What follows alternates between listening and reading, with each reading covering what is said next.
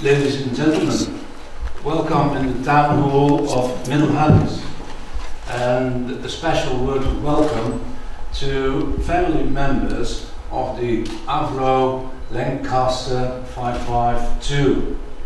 That particular plane was flying its 50th mission in World War II on the 20th of December 1944. They were hit by an anti-aircraft fire and were forced to land, or say better, crash in Middelharnis near the Torenstee. And on that spot we will unveil a panel that will bring us back to that date. They were young people who volunteered in the air battle in Europe. Sergeant Leslie Kenson, Flight Sergeant Kenneth B. Rennell, Sergeant Ernst Thomas, Flight Sergeant James W. Thompson, Flight Sergeant Alexander B. Shedden, and Flight Sergeant John F. Moore, and the Flight Sergeant Daniel Burnett. Now, they paid the ultimate price for our freedom, for our liberation. They paid the ultimate price for the liberation of Europe and other parts of the world. They brought back freedom. They brought back growing democracy in our part of the world. They shall grow not old, as we that are left grow old. Age shall not weary them, nor the years condemn. And the going down of the sun, and in the morning, we will remember them. We will remember them. Thank you. Why did the plane crash? Probably due to anti-aircraft fire. We have a piece of the actual aircraft here in the hall, an escape hatch in the closed situation, so it was no use of the crew, as we know. But if you look at this escape hatch, you can see the damage caused by shrapnel of the grenades, and you can imagine what those guys had to endure. The plane was on fire. You can all see the whole of the shrapnel and the burning spots on the panel. It crashed near the Potterweg.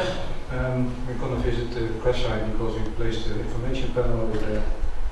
And the last meters of the aircraft, according to the eyewitness, this route between two other farms, and then it crashed just in front of the farm called the Torenstee. This is a part of the crew. We don't know, three of the guys in this photo are not the actual crew that you are the family of.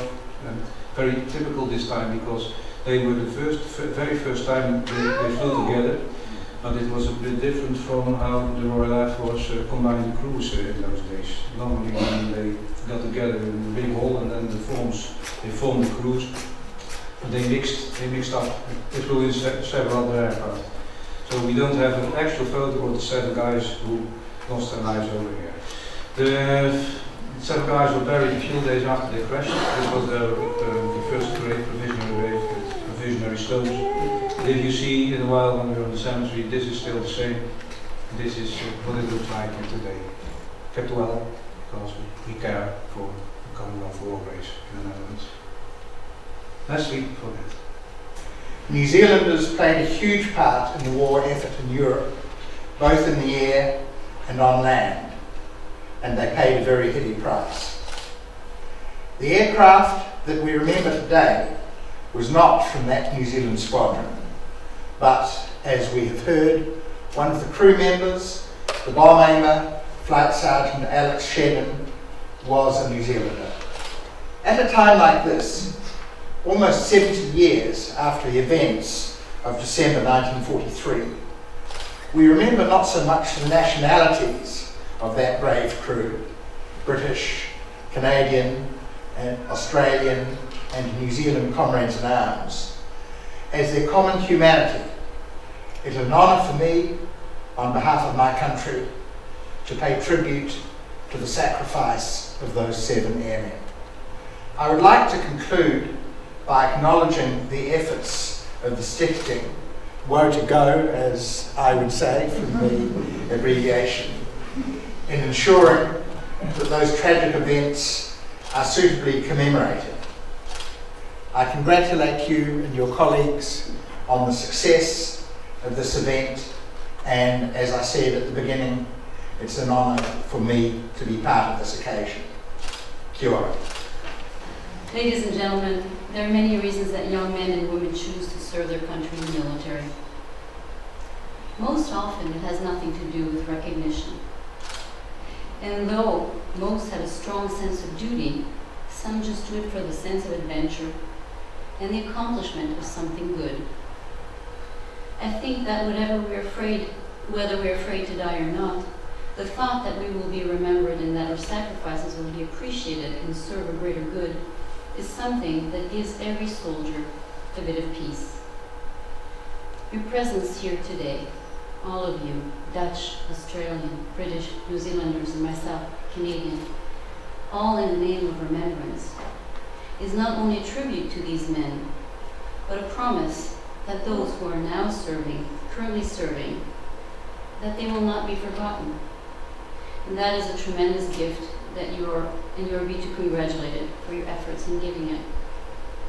So let us proudly pay tribute to these brave souls of diverse backgrounds who worked together in the cause of freedom.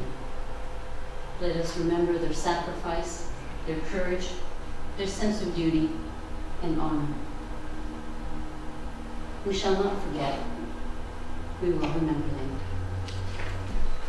As chairman of the Royal British Legion Holland branch, I am honoured to be present here today, along with several of my colleagues, to represent our organisation on this special occasion. Most of us are aware of the annual remembrance services and ceremonies in the UK, and particularly London, in November each year. These events meet the national need to remember and grieve for those who gave their lives for the freedom that we enjoy today. This for me is the significance of today's events and their importance to the families and friends of those whom we remember and honour here. Mayor, ladies and gentlemen, members of the family that have made their way over here. It's an honour for me and a privilege as an attaché at the British Embassy to be asked to come to an event to represent the United Kingdom. My own great uncle was in the RAF and passed away in the war as a result of a very similar incident to this one. So it does bring back some very personal memories for myself.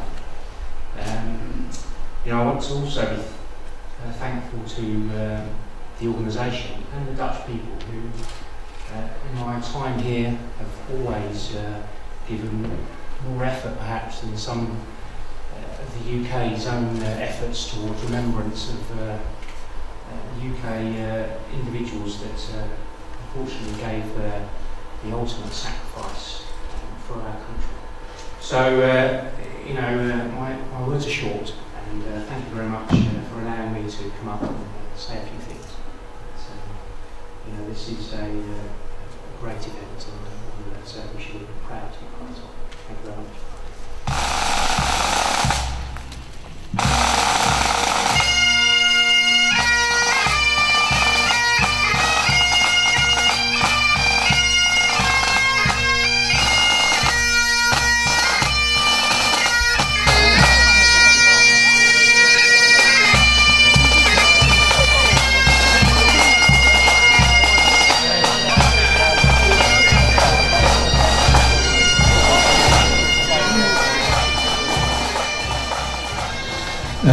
Ladies and gentlemen, welcome on the cemetery at the Hoflaan. This is a closed cemetery, as you were well aware of.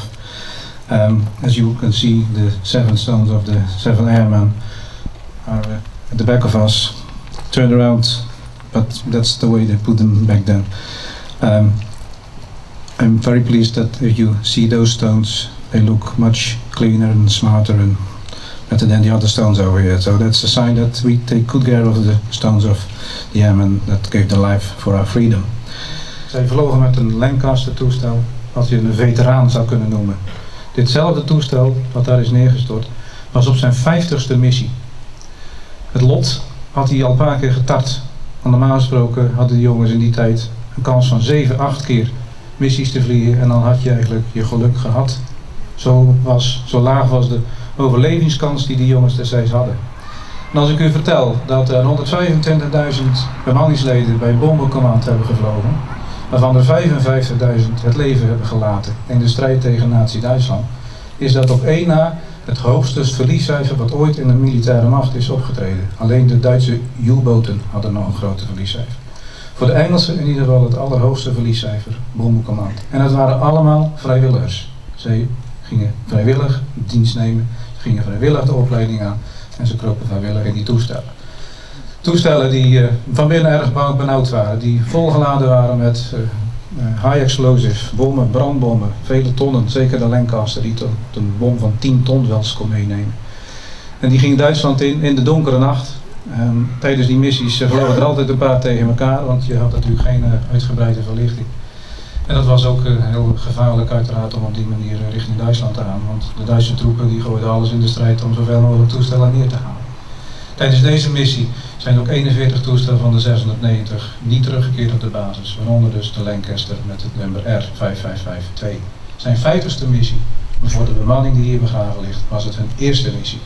Het was niet hun eerste missie voor individueel, maar voor als bemanning bij elkaar was het hun allereerste missie en dus ook hun laatste missie. De Lancaster die was op een missie naar Frankfurt. Dat was een afleidingsmissie van de Royal Air Force. Want in de maanden toen dit toestel zijn aanvallen uitvoerde, was vooral Berlijn het doelwit. De stad waar Rijksmarschal Göring ooit een keer had gezegd, als er bommen op Berlijn vallen, dan mogen ze mij een redelijke Duitse naam noemen. Nou, dat kwam dus uit. Het toestel is waarschijnlijk geraakt door luchtafweergeschut, ergens bij Schouwen of Hoek van Holland, dat kunnen we niet helemaal nagaan. Het is in brand geschoten, het heeft nog boven Sommelsdijk gecirkeld, daar hebben we ook ooggetuigen van. Het is daarna richting Middelharnis vertrokken, daar heeft het ook nog gecirkeld. In brand. Ze hebben de bommen daar gelost, want ze waren dus op weg naar Duitsland, dus alle lading was nog aan boord. We hebben er ook verhalen van, de boerderij van Jaap Slis, waar nu een andere familie in woont. Daar was door de klap van de explosie van die bom, daar vloog de rook terug de kachel in. Dus de mensen zaten in de keuken, die kregen al de zwarte roet en de gloeiende sintels om hun oren. Er zit ook nog een stuk van de bom in de gevel. En ze hebben daar ook al hun brandbommen gelost. En die vinden ze regelmatig op dit moment nog de landbouwers in de buurt als ze de sloot aan het schoonmaken zijn of anderszins. Ook hebben we laatst ook nog munitie gevonden. Het toestel heeft geen hoogte meer kunnen winnen, ondanks dat ze de lading hebben gelost en is in de drinkput bij boerderij de Torenstee gevallen. Die kun je op dit moment niet meer zien. En je kan ook de schuur niet meer zien, want er brak namelijk een vleugel van het toestel af. En die zat natuurlijk nog vol met brandstof. Die vloog ook in brand, die schuur is verbrand, vee is verbrand. En de mensen hebben het woonhuis net kunnen behouden. En dan een aantal uren later wordt gekeken naar de wrakstukken van een Lancaster. En op dat moment worden de 6 ontzielde lichamen van 6 bemanningsleden gevonden. De 7e een paar dagen later. Ze zijn een paar dagen later ook hier ter aarde besteld. Dus hier achter mij liggen die 7 jongens al sinds december 1943 begraven. I'd now like to ask the mayor of the municipality, meneer Zevenbergen, to say a few words to the local people. You were right. This is a closed cemetery, but it is not a silent cemetery. We come here every year on the 4th of May, and it's a special cemetery because when you enter, you see a plaque with the name of the Jewish citizens of the whole island, Goeree-Overflakkee, who fought a battle which never could be won. They were, amongst us, real victims of tyranny, and we should not forget them. And neither will we forget those 7 crew members of the Lancaster who gave their lives in order to be able to commemorate even today. Youngsters are amongst those at my right, your left-hand side. It's that generation that should keep the light burning, that should keep the candle burning, and then we won't forget, because every life is something like a candle in the wind. Thank you so much. Honoured guests, ladies and gentlemen, it is my privilege to speak the following words on behalf of my wife Erica, daughter of Eric, the brother of Kenneth Reynolds, the pilot of Lancaster R5552. My deep felt thanks to Dennis Nortonboom, Cleese Stoutsdijk and the team of Woe to Go, the Westerbecker family and the people of Middelharnis for the diligent, hard and wonderful work it has taken to bring us all to this unforgettable moment. A truly wonderful gift. A ceremony that has brought so many people together to share the memory, sorrow and loss of our dear brave loved ones who died on the night of the 20th of December 1943. The war took Uncle Kenneth and his brother Eric, my father, who was a navigator of a Catalina aircraft shot down in the Bay of Biscay in 1945.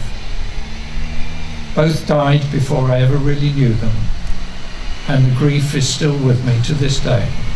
This ceremony means so much to me and my family, and I know that my mother and grandmother would have been so proud and grateful. My thanks and love, and God bless you all, Erica.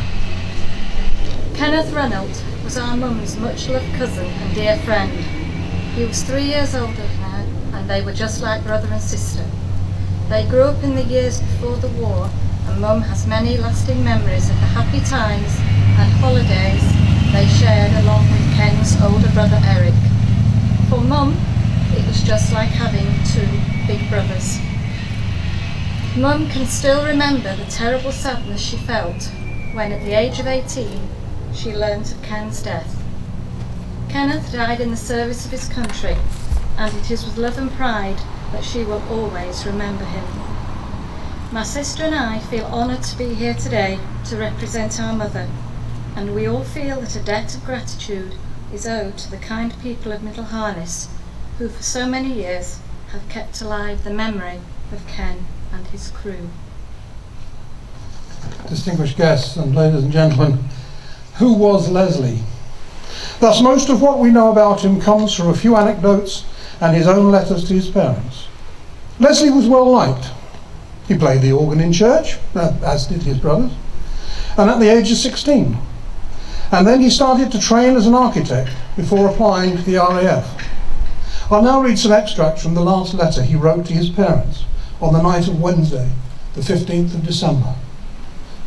Dear Mum and Dad, well, here I am at last with my new address, as you will see by the above.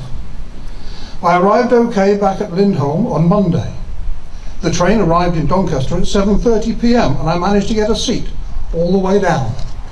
I haven't been told what crew I am joining yet, so of course I'm feeling a bit lonely here in the mess, not knowing anyone. However, I suppose I'll meet the new crew tomorrow, and I'll probably meet 1 or 2 other chaps too, who were OTU and con unit with me. We'll see tomorrow anyway. Please forgive me, Mum, for being rather abrupt when I left you on Monday morning. I couldn't realise that my leave was over so quickly, and when I did realise it that Monday morning, when everything was packed, well, I was really annoyed at myself for having to go so soon. I am very sorry, and I wish now I hadn't spoken so sharply to you. I hope you are feeling better now, Mum, and that you have completely got rid of that cold. Cheerio for now, and take good care of yourselves, won't you? God bless you both, keep you safe. Fondest love, Leslie. His last letter, and 5 days later Leslie died at the age of 21 when his plane crashed. Had he lived, he might have become the architect involved in future regeneration. But surely he would have made a wonderful uncle. Thank you. My sister and I have come from Australia to be here today, and we're very proud and very honoured that we could be here for the ceremony and the work that has gone into it.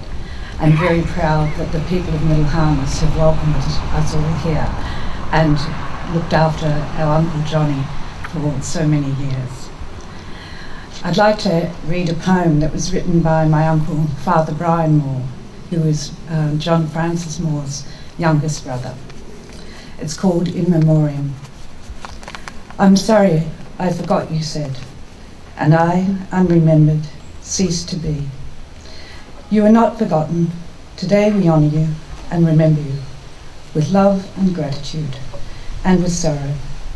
We are humbled by your sacrifice. Though you are a long way from home, cradled in this now peaceful land and cared for by this community, you live on through your deeds and in our memories. I never knew my Uncle Jim, as he died several years before I was born, and I know very little about him. With the death of my mother 2 years ago, Jim has finally passed from living memory into history. I can't imagine any tour company organising a tour to visit 7 graves of the crew of 1 Lancaster bomber on an island in the middle of the river of the Rhine-Maas Delta. These graves are special only to the families of the men who died and to the inhabitants of this small town near where they died. I'm sure I cannot be the only person here who visits graveyards and likes to walk round reading some of the stones. I always feel that for a few seconds I'm breathing a tiny drop of life back into someone long gone and forgotten. Can I therefore ask the people of Middelharnis here today, on behalf of myself and the other families, to visit these graves occasionally and say, hello, there's no need to make a special thing of it. You could be in the cemetery visiting a grave of your own, or you might simply be passing by. There are only 7 graves, so it will only take a minute or 2 of your time, and we would all be very grateful. Thank you very much. As Kay has said, it is difficult to say too much about these people because we just don't know. What we do know, though, is Sergeant Toms, the flight engineer, came from England, and he came from Woodford Bridge in Essex. He was married, we know that, and he lived with his wife in Wanstead in London. And unfortunately, that's all we know, other than the fact he is here. Sergeant Daniel Bernard, he was the tail gunner. He came from Canada. And in fact, he came from the town of Bellevue in Manitoba. In August 23, he was born. Alex Shedden, from New Zealand, on the other hand, we know quite a lot about. A book was written by his brother Jim. Now, they were both the sons of Angus and Margaret Shedden, and they came from Waymate in Canterbury on the South Island. The last time he had been home to see his family, his last words to his mother were, "Jim comes back home, but I do not."